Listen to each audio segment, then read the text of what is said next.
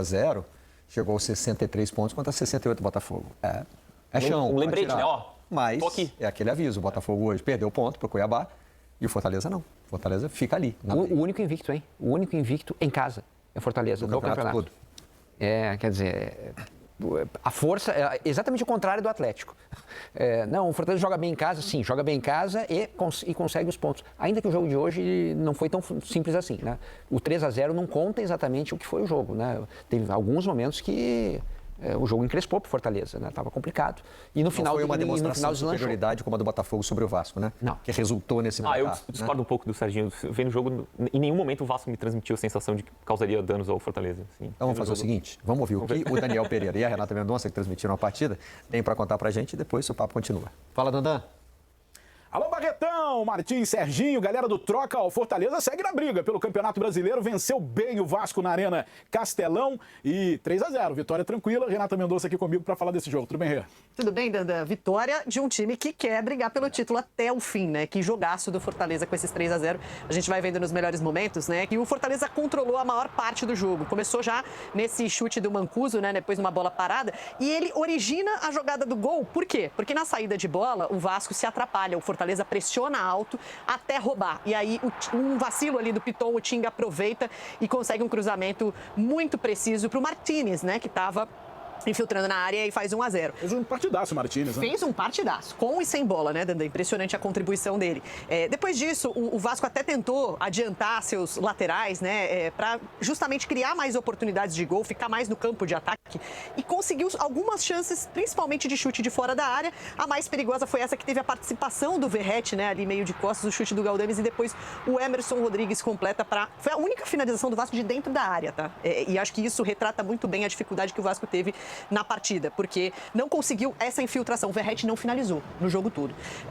Então o Vasco, apesar de ter crescido na primeira etapa, ainda não conseguiu ser superior na minha concepção. E o time do Fortaleza... Aliás, a gente viu ali o escorregão. Um destaque do jogo foi isso também, né? É o gramado que ninguém parava em pé. O Marinho até tentou trocar de chuteira, né, durante o jogo, mas não conseguiu ter tempo para isso, porque o jogo estava agitado. Agora, a segunda etapa do Fortaleza, ela realmente é ainda mais espetacular. Teve esse lance aí do Vasco, porque o Ryan entra, e aí esse foi o único lance de perigo do Vasco na segunda etapa. Foi logo no início, né? Logo no início, os primeiros minutos, né? Ele arranca, ele parte para cima, ganha o duelo e tenta o cruzamento. Fora isso, o Fortaleza controlou totalmente o jogo. Hércules fez uma partidaça, né? Tanto participando com bola, dando profundidade aqui pela direita, uma parceria ótima dele com o Marinho, quanto sem bola. Porque aí o Vasco, ele só tinha articulação de ataque pelos lados, principalmente pelo lado esquerdo, onde joga o Piton. Só que o Fortaleza fechava muito bem os espaços, né? Ali a gente tá vendo agora o lance do segundo... do terceiro gol? Não, esse foi o segundo.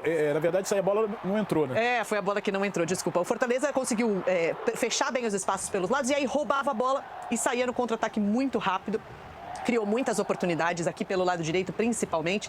E depois, quando o Breno Lopes entrou, a situação ficou ainda mais... Olha como o Fortaleza fecha os espaços ali pelos lados, consegue a roubada de bola com o Martínez, que aciona o Breno Lopes, e aí, na velocidade, ele ganha, deixa o Maicon na saudade e finaliza para fazer o 2-0. Entrou muito bem o Breno.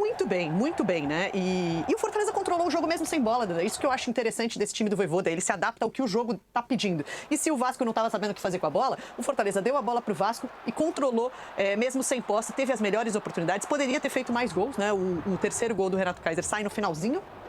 Mas já estava definido ali. Isso, e o Léo Jardim fez boas defesas, né? Poderia ter feito mais gols do Fortaleza. Então o Fortaleza chega com tudo para brigar por esse título, né? Caso haja mais tropeços de quem está lá em cima. E o Vasco numa situação ruim, né? Numa emenda de 2 resultados muito ruins. Claro que enfrentou 2 dos 3 melhores times do campeonato, Botafogo e Fortaleza. E na próxima rodada é mais um, que é o Inter. Exatamente, mas sofreu 6 gols e não fez nenhum, né? E não esteve nem perto de fazer gol. Acho que hoje foi um jogo que mesmo quando entrou o Felipe Coutinho também não conseguiu. O Vasco daí já não ficava mais com a bola, teve pouca chance de articular alguma coisa o Felipe Coutinho. Então o time foi realmente muito nulo na segunda etapa. É porque tinha um planejamento, viu, Barreto? O Coutinho podia jogar mais ou menos 20 minutos, né? É isso. E aí, sem o Coutinho, foram praticamente 3 volantes ali no meio-campo, né? O Hugo Moura, Matheus Carvalho e o Galdames. O Verrete estava tentando articular alguma coisa quando ele saía da área. Então, realmente, ofensivamente, o Vasco produziu muito pouco. É isso, Barreto. E ninguém, eu disse ninguém venceu o Leão, o Lion, jogando na Arena Castelão. É o único invicto como mandante nesse Campeonato Brasileiro. Eu volto com vocês. mais. Valeu, Dandan. E acho muito importante observar que o gramado ruim do Castelão atrapalha o Fortaleza. Isso. O Fortaleza ganha todas no seu estádio, apesar do gramado ruim. Não é assim, o gramado é a nossa arma e por isso a gente ganha. Não, o time é bom, gosta de jogar bola. O Voivoda reclama. Exatamente. Eu acho que vale a pena a gente lembrar, né, principalmente torcedores do Botafogo e do Palmeiras, que não, Fortaleza é café com leite, está ali, vai ser o terceiro e tal. Se a gente pegar só o retorno, e o retorno é o que a gente tem de mais recente, né? Fortaleza está na frente do Palmeiras, está na frente do Botafogo. Está pontuando mais que os dois. Pouquinho mais. Fortaleza 30 pontos, Palmeiras 28 e Botafogo 28.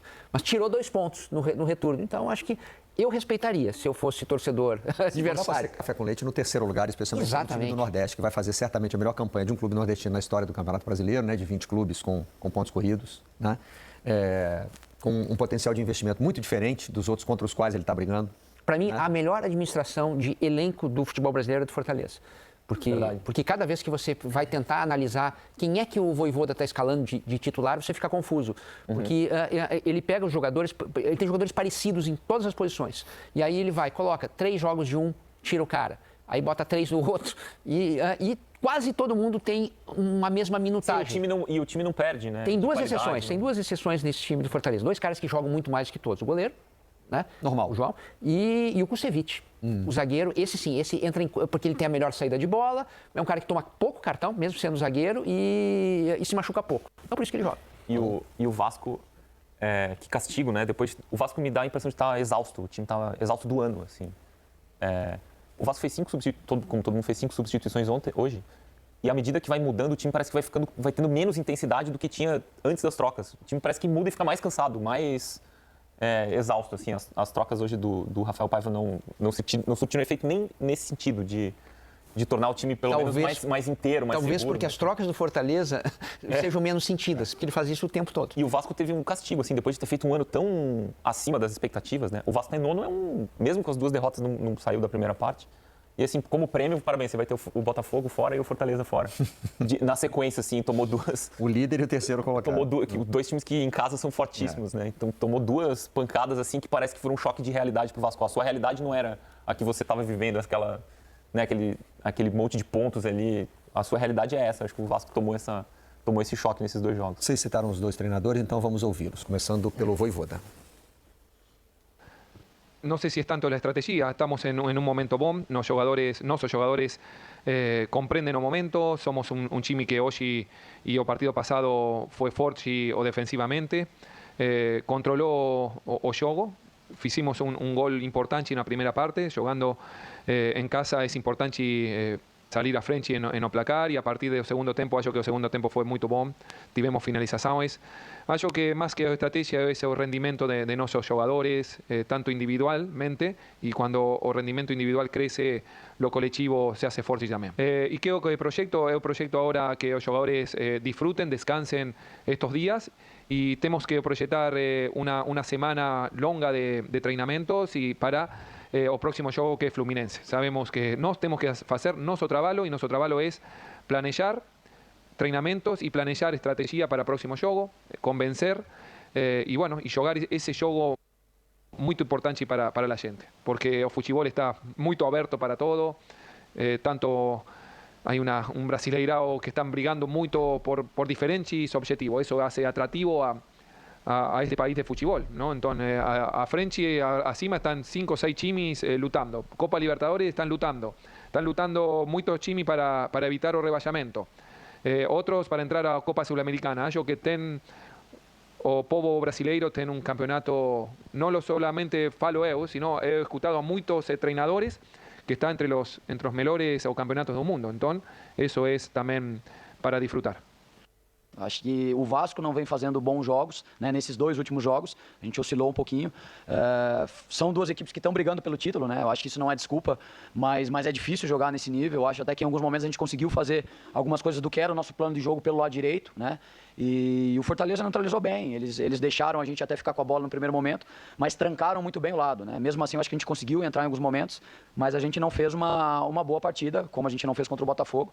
Mas eu acho que a oscilação de falar que é 1 ou 2 jogadores é injusta. Eu acho que a oscilação ela é coletiva, né? Mas a gente sabe que o Paí e o Coutinho são jogadores especiais e quando eles nos dão minutos, a gente sabe que eles podem resolver o jogo, né? Então o Paí ficou fora desse jogo, mas não é nada grave, né? Já foi no exame dele já não deu nenhuma lesão grave. E o Coutinho está voltando com carga reduzida agora. Então eu não vejo culpados, assim como eu te falei da última vez. Eu acho que a gente está num processo da gente estar tentando buscar o nosso jogo de novo. A gente está oscilando para baixo, como a gente já oscilou na competição, e como eu vejo várias equipes oscilando. A grande maioria, na verdade, eu vejo oscilando. Tanto que a gente veio de 2 vitórias, a gente não mudou muito na tabela, continua em nono, a gente vem de 2 derrotas e a gente mantém a 9ª colocação, né, que a gente pode perder para o Atlético, mas é um campeonato difícil para todo mundo, acho que a gente está oscilando e em relação ao Paê Coutinho é isso, a gente controla o tempo todo como a gente sempre controlou e vai continuar controlando.